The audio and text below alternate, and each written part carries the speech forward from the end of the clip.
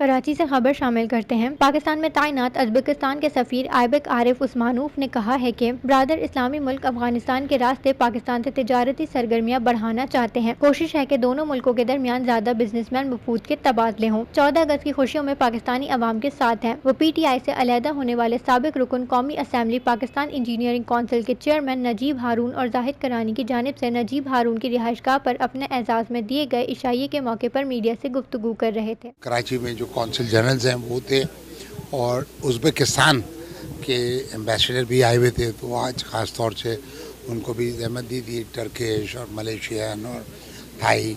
तो ज़ाहिर बात है कि पाकिस्तान जहाँ पहुँचना चाहता है वो जो दीगर ममालिक जैसे चाइना और ये सारे ममालिक वहाँ पहुँच चुके हैं, तो हमें इन्हीं से मदद भी, रहनुमाई भी और उसी चीज़ों में से हमें जिसकी जो अच्छी चीज़ है वो पिक करनी है। जैसे कहते हैं ना कि हमें पहिया दोबारा से ईजाद नहीं करना, लेकिन दर्दमंदी के साथ, फ़िक्र के साथ। और आज पाकिस्तान को जो चैलेंज मिला हुआ है वो एक अपॉर्चुनिटी भी बहुत बड़ी है, एक मौका भी बहुत बड़ा है। चैलेंज ये है कि पाकिस्तान के पास डॉलर नहीं है और डॉलर तगड़ा होता जा रहा है और हमारे रुपए की रोज़ मार लग रही है। तो वजूहात को देखते हुए हमको अपना जो मैन्युफैक्चरिंग, जो इंजीनियरिंग, वो जो मौज मस्ती का वक्त था कि हमारे पास रेमिटेंसेस आ रहे थे, कोई ग्रांट थी, कोई एड थी, कोई लोन था, दुनिया ने हमें नशा लगाया हुआ था कि लो डॉलर और मज़े करो। तो हमने इतनी उसके अंदर इतने हम काहिल हो गए कि जो बुनियादी ज़रूरियात की चीज़ें भी हैं वो भी हम इंपोर्ट कर रहे हैं।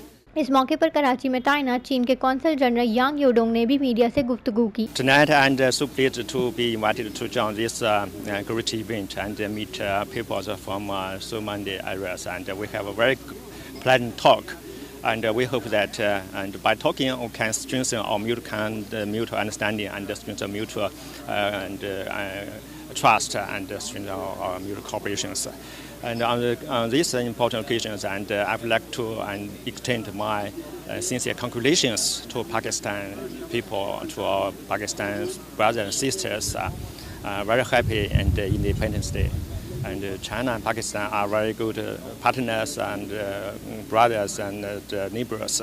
And we would like to strengthen our cooperation in every field, especially within a framework of CPEC.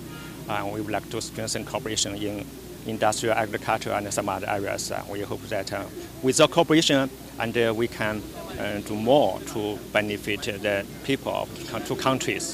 तकरीब में तुर्की, मलाइशिया, सल्तनत ऑफ ओमान के कौंसल जनरल, जापान के डिप्टी कौंसल जनरल, इंडोनेशिया के नायब कौंसल जनरल बराए सकाफत व मीडिया, वियतनाम के trade mission, English speaking union के सदर Kaleem Farooqui, Pakistan Australia business forum के परवेज मद्रास वाला, अमरीकी स्टील के चेयरमैन अब्बास अकबर अली, मुर्तज़ा मांडवी वाला, नौजवान बिजनेसमैन मुस्तफ़ा करानी, यूसुफ करानी, हमजा नजीब हारून व दीगर भी मौजूद थे। उज़्बेक सफ़ीर ने कहा कि पाकिस्तान के मौशी हब कराची आकर बहुत खुशी महसूस हो रही है। यहाँ मौजूद पोर्ट का शुमार दुनिया की बड़ी बंदरगाह में होता है। उन्होंने कहा कि गवर्नर सिंध कामरान खान टिसोरी से उनकी मुफीद मुलाकात हुई है। उन्होंने कहा कि तिजारत का हुजूम बढ़ने से दोनों मुल्कों की मईशत मुस्तहकम होगी।